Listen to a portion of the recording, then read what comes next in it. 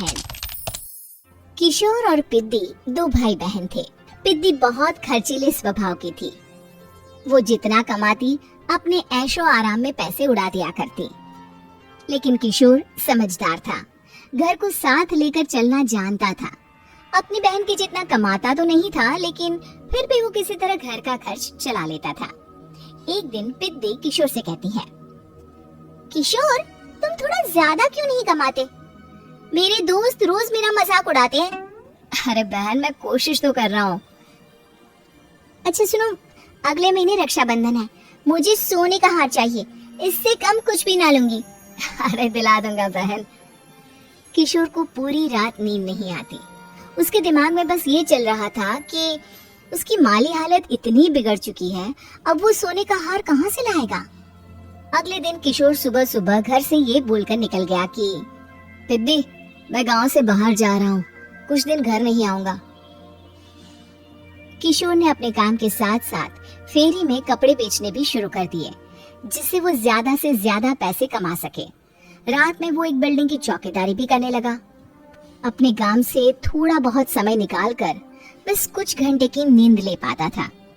और कब वो कुछ दिन एक महीने में बदल गए और रक्षाबंधन भी आ गया, पता ही नहीं चला। लेकिन किशोर अभी तक घर वापस नहीं लौटा। जहाँ वो काम करता था, पिद्दी के नाम का गुल्लक रखा हुआ था। किशोर ने उस गुल्लक को फोड़ा और सारे पैसे इकट्ठा करके एक सोने का हार खरीद लिया। घर में पिद्दी किशोर का इंतजार कर रही थी। तभी किशोर आता है। कहाँ चले गए थे? 4 दिन का कहा था और 1 महीने से पता नहीं कहाँ गायब हो गए थे। मैंने बस एक हार मांगा था और तुमने तो घर ही छोड़ दिया। अरे मुझे थोड़ा काम मिल गया था। कुछ नहीं, सब समझती हूँ, बहाने थे तुम्हारे। अपनी बहन के लिए इतना भी नहीं कर सकते, कैसे भाई हो?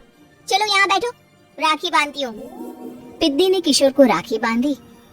वैसे ही किशोर ने अपनी बहन के हाथ में सोने का हार रख दिया। उसकी खुशी का कोई ठिकाना नहीं था। वो मिठाई खिलाए बिना ही नेकलेस लेकर चली गई और शीशे के सामने अपने गले में हार रखकर देखने लगी। किशोर ने लड्डू उठाया और खुद ही खा लिया। ऐसे कई साल गुजर गए। एक दिन पिद्दी की नौकरी छूट गई। अब वो पूरी तरह किशोर पर डिपेंड हो गई थी। आए दिन किशोर को अपने महंगे महंगे शौक गिनाकर उससे पैसे मांगा करती थी। किशोर, कुछ पैसे देना, मुझे पार्लर जाना है। किशोर बिना कुछ बोले उसे पैसे दे देता। ये क्या, 500? अरे इतने में तो मुझे पार्लर में एंट्री मिलेगी बस। अच्छा, देता हूँ ना ज्यादा। कैसे भाई हो, अपनी बहन के लिए इतना भी नहीं कर सकते। किशोर ने जेब से 2000 का नोट निकाला और उसे दे दिया। किशोर गरीबी में रह लेता था, लेकिन अपनी बहन को कभी कोई कमी नहीं होने देता था। बेटा, पिद्दी तुम्हारी बहन है, उसे कभी किसी चीज की कमी मत होने देना और उसका ध्यान रखना, क्योंकि भाई का फर्ज होता है अपनी बहन का ध्यान रखना। किशोर ने माँ की कही ये बात हमेशा के लिए याद कर ली थी। शायद माँ की इसी बात की वजह से किशोर पिद्दी की हर जिद पूरी करता चला आ रहा था। किशोर, आज मैं अपने दोस्तों के साथ पार्टी करने जा रही हूँ, मुझे कुछ पैसे दो ना। किशोर पिद्दी को समझाता है, लेकिन पिद्दी नाराज होकर चली गई और अपने कमरे में सुबक सुबक कर रोने लगी। किशोर अपनी जेब से कुछ पैसे निकालता है और पिद्दी को दे देता है। किशोर खुद कभी अच्छे कपड़े नहीं पहनता, लेकिन पिद्दी को राजकुमारी की तरह रखता। पिद्दी के जाने के बाद किशोर अपने काम पर निकल गया। एक तरफ पिद्दी अपने दोस्तों के साथ मस्ती कर रही थी, तो वहीं दूसरी तरफ किशोर पैसे कमाने के लिए कड़ी मेहनत कर रहा था। कुछ और दिन ऐसे ही बीत गए। एक दिन पिद्दी एक लड़के को लेकर घर आई और उसे किशोर से मिलवाया।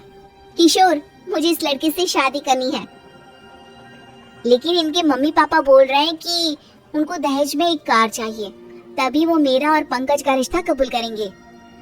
लेकिन बहन, कार खरीदना कोई सब्जी खरीदने के बराबर तो नहीं है। अरे कैसे भाई हो तुम, अपनी बहन के लिए इतना नहीं कर सकते? देखो, मैं ज्यादा इंतजार नहीं कर सकती, तुम्हें 1 साल में मेरे लिए कार खरीदनी ही होगी। अच्छा पंकज, एक काम करो, कल तुम अपने माता पिता को घर बुला लो, मैं उनसे तुम्हारे और पिद्दी के रिश्ते की बात कर लेता हूँ। अगले दिन किशोर के छोटे से घर में पंकज और उसके माता पिता आते हैं। बेटा, तुम्हारी बहन ने हमारी शर्त तो बता ही दी होगी। जी बेटा, तुम तो इतने छोटे घर में रहते हो, दहेज कहाँ से लाओगे? मैं अपनी बहन की खुशी के लिए सब कुछ कर सकता हूँ। पंकज और पिद्दी का रिश्ता तय हो जाता है। किशोर अब अपनी क्षमता से 4 गुना ज्यादा काम करने लगता है। सुबह सबके घरों में न्यूज़पेपर फेंकता, दिन में मजदूरी करता और रात में चौकीदारी करता। खूब मेहनत करके किशोर ने अपनी बहन की शादी के लिए पैसे जुटा लिए। उसने अपनी बहन के लिए कार खरीद ली। जब वो पिद्दी के ससुराल वालों से मिलने गया तो उन्होंने किशोर से और पैसों की मांग की। इस बार किशोर हार चुका था। पिद्दी माफ करना, मैं तुम्हारी शादी उस लड़के से नहीं कर सकता। वो लालची लोग हैं, उन्हें सिर्फ पैसों से मतलब है।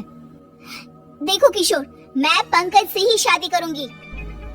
क्योंकि पिद्दी ने तो किशोर की बात न मानने की जैसे कसम खा रखी थी। किशोर ने पंकज को घर बुलाया।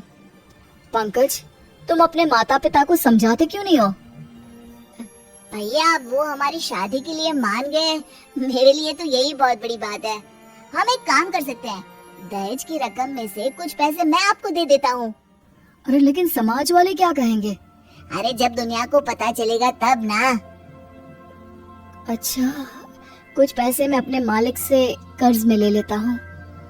कुछ पैसे पंकज देता है, कुछ वो कर्जा लेता है और अपनी उम्र भर की कमाई वो अपनी बहन की शादी में लगा देता है। आखिर में पंकज और पिद्दी की शादी हो जाती है। पिद्दी की विदाई के बाद किशोर बिल्कुल अकेला पड़ जाता है। अब उसका कमाने में भी मन नहीं लगता। उधारी वाले रोज घर में आकर बैठ जाते हैं। अरे किशोर, अब तो पिद्दी की शादी को 5 साल हो गए, अब तो हमारा पैसा लौटा दो। चाचा, पिद्दी के जाने के बाद किसी भी काम में मन नहीं लगता। अरे तो हमारा पैसा कैसे वापस मिलेगा?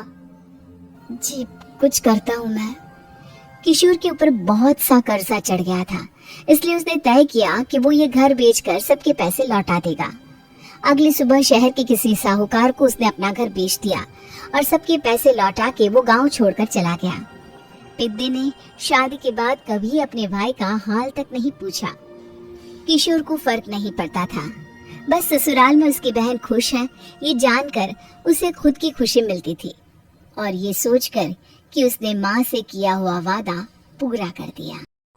Thank you for watch.